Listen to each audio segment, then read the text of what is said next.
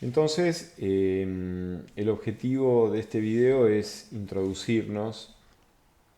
a un pensamiento que da un giro respecto del pensamiento de los primeros filósofos de la materia, a excepción de Anaximandro. Es decir, nosotros hemos visto a Tales, Anaxímenes y Anaximandro. Vimos también en ese video lo relativo a este giro que introduce Pitágoras, eh, y que se deriva no solamente en un sentido espiritual, en donde convergen la matemática y la música, sino también eh, en un sentido religioso que va reuniendo a ciudadanos aristócratas que quieren de alguna manera instaurar un nuevo orden de vida que a su vez configure la vida misma de la polis, la vida política de los ciudadanos. Eh, Además, las teorías de Pitágoras derivaron en lo que es la medicina de Alcmeón de Crotona, debido a que esta aseveración de Pitágoras, desde la cual las cosas están hechas de números, es decir,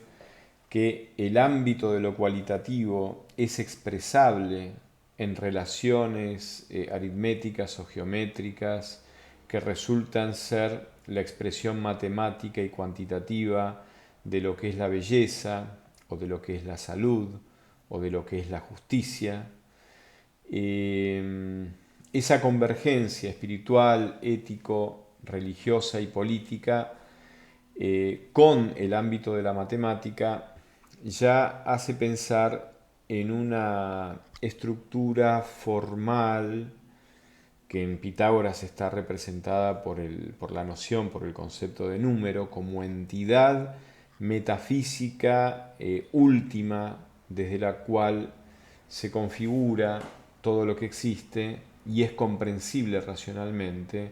todo lo que es y todo lo que acontece. ¿Mm? Entonces en Pitágoras hay un desplazamiento al plano de la forma respecto de la pregunta por el origen de todas las cosas que existen y por lo que explica el cambio que experimentan las cosas que existen, que está muy presente en los filósofos de la naturaleza, en los filósofos milesios, especialmente en Tales y en Anaxímenes, variando en Anaximandro de una manera que de alguna manera hace de nexo a este pensamiento más formal que ya está presente en un pensador como Pitágoras. Entonces, me parece muy relevante marcar la diferencia que se da entre el orden de los pensadores de la materia, que son los primeros filósofos de la naturaleza y que instauran legítimamente el concepto de causa como explicación racional del acontecer y sobre todo del cambio de las cosas, al plano de los filósofos de la forma, eh, plano que va a tener como representantes máximos a Platón y a Aristóteles. Pero ya Pitágoras preanuncia en el concepto de número esa entidad metafísica última que hace de fundamento, de causa o de principio. Si bien estas tres nociones no son sinónimos, de alguna manera en este plano de la conversación son intercambiables. Y entonces en el concepto de número, estos tres ejes del principio, la causa o el fundamento, convergen poniendo al número como entidad metafísica última, en el sentido de que es lo más oculto, lo más primero, en donde la realidad se origina, se estructura, se configura y se comporta tal como aparece, tal como es. Por eso, si la música es describible en términos de razones aritméticas, entre las longitudes diferentes de una cuerda, la salud también, que es, digamos, es la cualidad del cuerpo vivo por excelencia, la salud también se va a poder describir como proporciones aritméticas entre elementos. Esta es la base de la medicina de Alcmeón de Crotona y sigue teniendo afinidad con la medicina actual. De hecho, cuando uno se va a hacer un análisis, lo que le devuelve el análisis clínico es una serie de registros numéricos que tienen que oscilar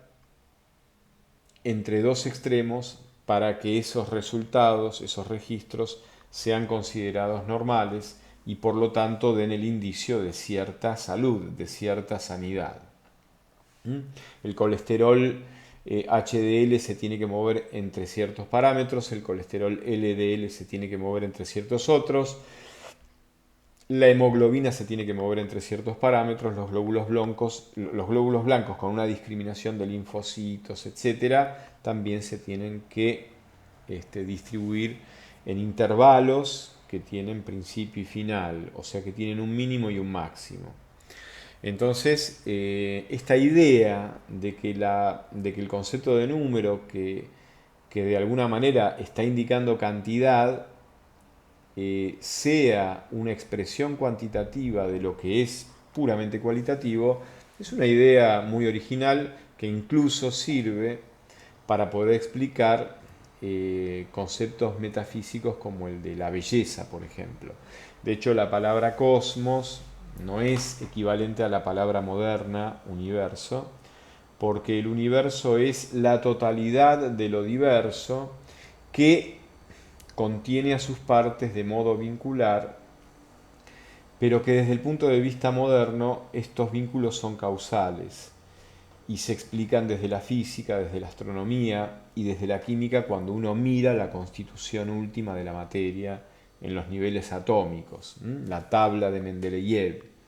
los elementos desde los cuales está hecho todo el universo, toda entidad material que exista.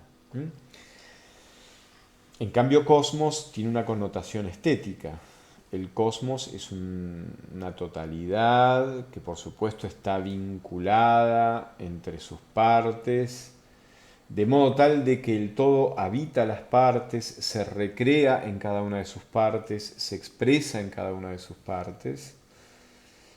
de modo que las partes no solamente está dentro del todo, sino que el todo también se manifiesta en cada parte. Esta es una idea que va a renacer justamente en el Renacimiento, siglo XIV, siglo XV. Ahí aparece este renacer de estas ideas griegas, en donde lo religioso, lo astronómico, lo físico y lo metafísico convergen, haciendo de los primeros filósofos griegos también los primeros teólogos que escriben al mismo tiempo respecto del ser, respecto de los seres que existen o entes y respecto de ese origen de toda la realidad que es trascendente y que en un pensador como Genófanes de Colofón ya está prefigurado en el todo, en lo que se llama el todo, el uno con mayúsculas, es decir, esta totalidad del cosmos que refleja a lo divino en tanto entidad que subyace a lo visible y que en Genófanes de Colofón tiene una connotación dominantemente impersonal, es decir, Genófanes no está hablando de un Dios personal, sino que está hablando de lo divino. Y tengan atención a que esta diferencia entre el Dios personal, que es capaz de establecer alianzas con un ser semejante a él, que sería el hombre, y que para eso el hombre tiene que ser inteligente, tiene que estar dotado de una voluntad y tiene que ser libre de Dios para poder elegirlo a Dios. Porque si Dios ama, como cualquiera que ama a alguien, quiere ser elegido por ese alguien para que se confirme que el amor es recíproco. Nadie que ama puede imponerle al ser amado que el ser amado a su vez lo ame, porque donde está el amor tiene que estar la libertad. Por supuesto que tiene que estar el compromiso, tiene que estar la fidelidad, pero el compromiso y la fidelidad forman parte de la libertad que se convierte en una libertad amorosa porque decide amar, y si decide amar, decide comprometerse y decide permanecer en la fidelidad. Entonces, en Genófanes de Colofón no hay un Dios personal, está lo divino. Hoy en día, esto es algo muy New Age, no se habla de Dios, se habla de lo divino, se habla de la divinidad. También se habla de que innumerables autores New Age, que después son copiados a través de muchos coachings, afirman que en el fondo cada ser es Dios, cada ser es una expresión donde está totalmente Dios de manera singular, tal como ese ser singular se manifiesta. Esto es una idea de estos pensadores que es entendible respecto de ese contexto histórico, la maravilla del cosmos, la armonía, la ciclicidad, las órbitas planetarias, la belleza, lo sublime, que el cosmos manifiesta señalando algo que lo trasciende, por supuesto que implica una mirada no solamente científica y astronómica, sino una mirada también estética y moral, porque en, en esta época griega, la verdad, que es el objeto de la ciencia, el bien, que es el objeto de la moral y de la voluntad, y la belleza, que es el objeto del sentimiento, que se conmueve íntegramente a partir de un registro sensible en el cual se manifiesta la trascendencia, la verdad, la belleza y el bien están en una unidad que unifican a la inteligencia, a la voluntad y al sentimiento espiritual profundo que se conmueve íntegramente ante el bien que se manifiesta como don, como verdad, como razón de ser y como sentido de la existencia. Esta es la bella unidad griega, así conocida y tan mencionada en estos términos. Pero estoy hablando de esa época. En esta época actual esto se reedita. Entonces ya no se habla de espiritualidad en el sentido de una relación con un Dios personal que es libre y me hizo libre y entabla conmigo un diálogo y un camino, porque eso es religión, sino que se habla de la espiritualidad. Ya no se habla de Dios, se habla de lo divino, no se habla de religión, se habla de espiritualidad, y la espiritualidad está muy diseñada y aceptada hoy a gusto de las preferencias del consumidor. Es decir,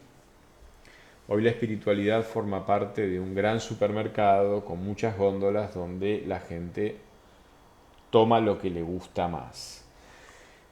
Por eso, efectivamente, esta imagen de lo divino termina desfigurándose en el ídolo. Es realmente un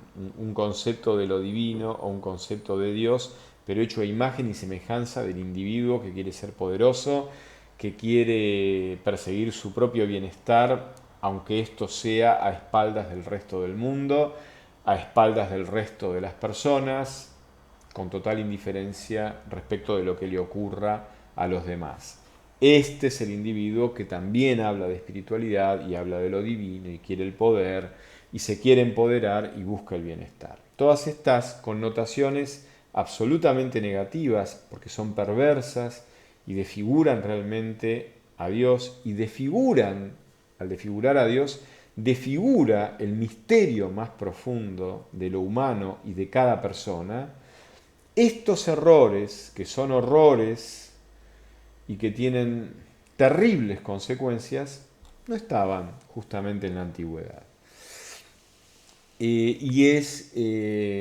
entendible de alguna manera que el progreso de la idea de lo divino hacia la idea más acabada de un Dios personal y libre que conmigo establece un diálogo porque soy semejante a Él, demande épocas históricas. Pero esto ya está muy presente en Genófanes. Por eso lo divino, el uno, el todo, la totalidad, que está como detrás de toda esta manifestación que es el cosmos, tiene un carácter puramente impersonal. Genófanes en ningún momento habla de un Dios personal y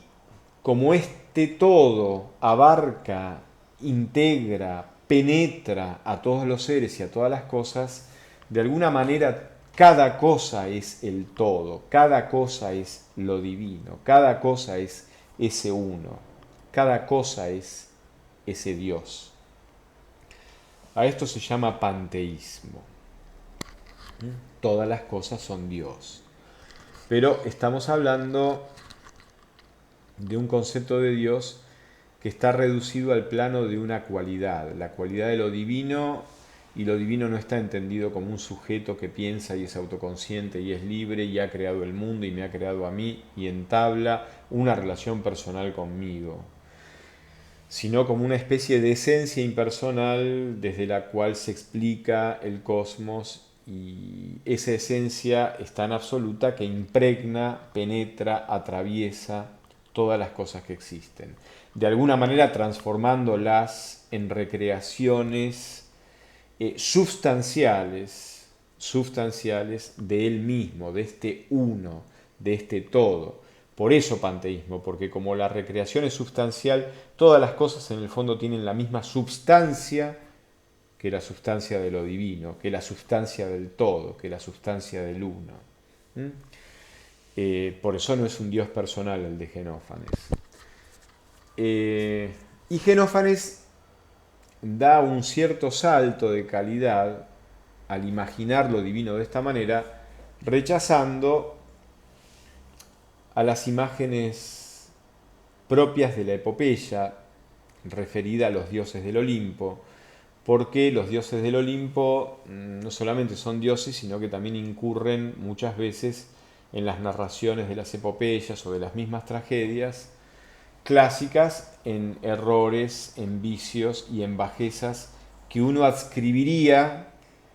a los humanos y no a un dios, no a una figura superior. Los dioses tienen los mismos vicios y las mismas perversiones y las mismas bajezas que los peores de los seres humanos. Entonces, Genófanes dice, yo no puedo pensar lo divino en esos términos, lo divino tiene que estar por encima de esto, tiene que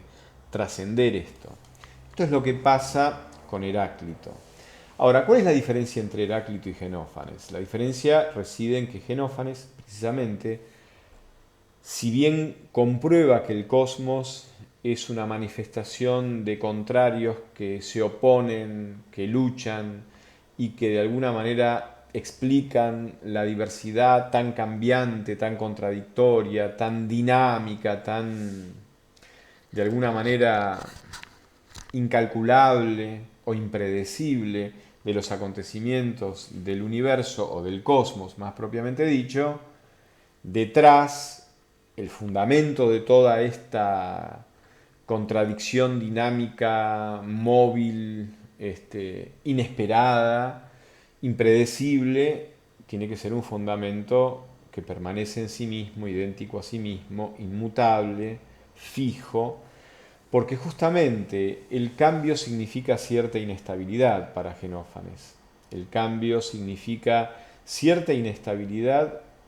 en la propia identidad. Es la imposibilidad de permanecer en una identidad estable y suficiente, que si fuera suficiente no tendría necesidad de cambiar, porque el cambio implica pasar de ser una cosa a ser otra, y el pasaje de una cosa a la otra no se cumpliría si esta cosa que es sería plenamente y por lo tanto no necesitaría convertirse en otra cosa para adquirir algo que no tiene en este estado actual y presente. Entonces el cambio se lee en Genófanes como una especie de insuficiencia ontológica, de insuficiencia en el ser, de incompletitud en el ser. Fíjense cómo otro de los faroles que iluminan las consignas New Age es ser completo, empoderarse hasta ser completo. No busques afuera nada, ni en nadie, ni en nada, porque todo ya está dentro de ti. Esta autocompletitud. Bueno, esto tiene que ver, no está ni pensado ni dicho así por Genófanes. Genófanes no está pensando de una manera New Age, sino que estoy diciendo que el concepto de perfección, Genófanes lo relaciona con esa identidad plena, completa, que por eso no necesita cambiar, por eso es inmutable. Esto se va a trasladar a Parménides, y de Parménides se va a trasladar a Platón, y de Platón en parte de una manera mucho más creativa y metafísicamente más rica se va a trasladar a Aristóteles. Pero esto está presente, la inmutabilidad como identidad plena ya es una identificación que está presente en Genófanes y que, contrariamente, no va a estar presente en Heráclito. Justamente Heráclito está de acuerdo en criticar a los dioses griegos porque están hechos a imagen y semejanza del hombre. Toda antropomorfización de lo divino, es decir, concebir a Dios a imagen del hombre, que Genófanes lo critica explícitamente, Heráclito también lo critica, porque toda antropomorfización implica que los dioses no solamente van a ser parecidos a los humanos en las virtudes y en la excelencia, sino también en los vicios, en las bajezas, en un idioma más teológico y más existencial, en el pecado. Y eso es inadmisible de un Dios. Entonces también Heráclito está oponiéndose a los dioses griegos. Pero a diferencia de Genófanes, lee en el cambio permanente que se manifiesta en el orden de la naturaleza una cualidad propia de lo divino. Lo divino contiene todos los opuestos, y acá reaparece Anaximandro, y cada opuesto tiene su tiempo para existir. Esto nos remite hacia otro lado, hacia el Eclesiastés, que ya tiene que ver con la tradición judía, no con la tradición griega. Cada cosa tiene su tiempo para nacer, para madurar y para morir. El tiempo como medida de la justicia, que de alguna manera indica cuánta existencia, cuánto momento, cuánta época, cuánta escena del gran teatro del mundo, diría Calderón de la Barca, cuánta escena le corresponde a cada ser, cuánto tiene que estar en el escenario. La medida del tiempo, decía Anaximandro, es la medida de la justicia que determina cuánto le corresponde a cada cosa, para después perecer y dar lugar al otro contrario. Así que acá el tiempo está también entendido como justicia por Heráclito, pero justamente todo el dinamismo cambiante e impredecible del cosmos, del mundo de la naturaleza, para Heráclito no es caótico, obedece a una gran ley universal, que él denomina el logos, la razón universal. Esta gran razón universal, este logos, que es la ley que explica todo lo que ocurre y todo lo que existe, es de alguna manera la expresión de lo divino. Y yo les diría que para Heráclito el devenir del mundo, de la naturaleza, es la expresión del devenir mismo del propio logos, de la propia razón universal. Esto va a estar trasplantado muchos siglos después en el idealismo alemán, especialmente en Hegel. Esto va a estar presente en Spinoza, un pensador que está muy vinculado con Descartes. Así que estas ideas viajan a través de los siglos y reaparecen de otra manera, más enriquecidas o más profundizadas, al menos en parte, en otros autores posteriores. Pero para Heráclito el devenir del mundo es la expresión del movimiento infinito interno de la razón universal o logos, que es lo divino. Tampoco en Heráclito hay una concepción de un Dios personal, sino de un Dios impersonal que es este logos, es lo divino. Y de alguna manera, para explicar el alma humana, Heráclito se vale sobre todo del fuego como elemento universal en el cual se simboliza la permanencia y el cambio permanente, la permanencia y el cambio en la permanencia y la permanencia en el cambio. El que permanece en el cambio,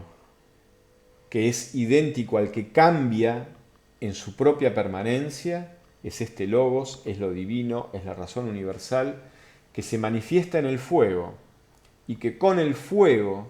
de alguna manera produce la creación, no la creación en el sentido de crear de la nada, porque eso implica un Dios personal libre, sino que explica de alguna manera el acontecimiento mismo del cosmos. En cuanto a la inmortalidad del alma, Heráclito cree que solamente el alma de los sabios, que son los que conocen a la razón universal que configura el comportamiento de todo el cosmos y de los seres que habitan el cosmos, solamente el alma de los sabios es la que se, de alguna manera, reencarna y permanece, pero cuando se cierra la era, lo que es eterno es la secuencia de eras, pero en cada era hay una especie de, entre comillas, creación nueva de todo el cosmos, o reaparición nueva e inédita de todo el cosmos, pero que de alguna manera repite desde la misma razón universal que guía y estructura cada versión del cosmos en cada era,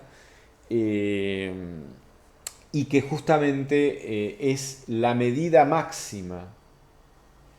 en la cual un alma puede añorar, perdurar, persistir. Cuando ya cambia la era, el alma desaparece. O sea que no hay una inmortalidad absoluta, no hay una inmortalidad definitiva del alma humana en la concepción de Heráclito, sino que hay una inmortalidad por eras. En el máximo caso de la excelencia de un alma que sea el alma de un sabio. Las demás almas no. Corren otra suerte, corren otro destino. Entonces, me parece muy importante ver la oposición y que ustedes lo vean entre Genófanes y Heráclito, porque son pensadores que hacen pie en Anaximandro, pero tienen valoraciones opuestas respecto del cambio y la permanencia. La cualidad fundamental es la permanencia para un pensador como Genófanes, porque la identidad plena no necesita cambiar, porque es plena, no necesita hacerse otro, o ir en busca de una diferencia, o ir en busca de la alteridad, porque es completa. En cambio, para Heráclito, toda la riqueza dinámica, cambiante, de oposiciones impredecibles que se manifiestan en el cosmos, justamente para Heráclito manifiestan la infinita riqueza de la razón universal, que para ser ella misma necesita atravesar todas sus oposiciones, todo su dinamismo, toda su movilidad. Es decir, el devenir del universo, el devenir del cosmos, es el devenir mismo de la razón universal o logos. Esto lo va a tomar Hegel precisamente en su idealismo absoluto de una manera fundamental. Y Hegel lo aclara directamente cuando habla del profundo Heráclito, ¿no? Y hay un fragmento de Heráclito que es muy interesante y que Heidegger también lo toma. Ethos anthropoi daimon, dice este fragmento. Heráclito no escribía tratados, no escribía libros gordos con grandes teorizaciones, explicaciones conceptuales, argumentadas, no. Escribía fragmentos, aforismos, porque en realidad esos aforismos eran como relampagueos de intuiciones profundas que él tenía y que cabían en 2 o 3 renglones. Esa era la manera en que Heráclito escribía, porque esa era la manera en que pensaba e intuía y percibía el sentido de lo que existe, el sentido de lo que ocurre. Ethos, anthropoi daimon, significa, por ejemplo, morada. Anthropoi, en la morada del hombre habita el Dios, habita el daimon, habita lo divino. Ustedes piensen que la morada remite a un lugar de intimidad. O sea que si yo quiero hablar de lo divino presente en mí, tengo que ir al lugar invisible donde justamente se puede hacer visible lo más verdadero, lo más auténtico, lo más íntimo de mi ser. Ahí habita lo divino. Entonces esta es una enseñanza que Heráclito pretende dar, porque en ella Heráclito expresa que este logos, que esta razón universal, se hace visible en mi propio ser, en aquello que yo descubro íntimamente y profundamente en mí, como eso que es auténtico, esencial, verdadero y que hace que yo sea quien soy.